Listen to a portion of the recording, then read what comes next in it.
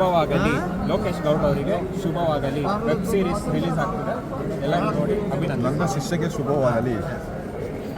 ಸ್ವಾಮಿ ಶರಣಂ.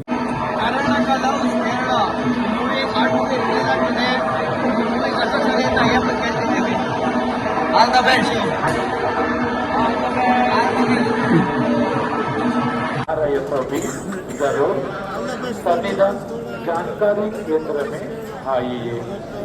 सबके साथ आने वाले